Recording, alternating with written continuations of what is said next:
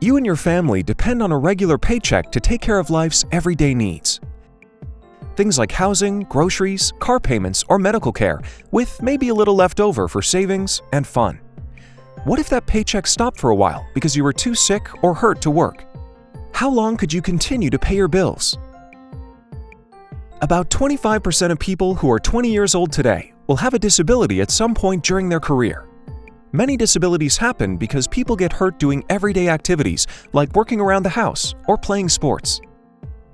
But disabilities occur for other reasons too, such as pregnancy and illnesses like cancer and heart disease.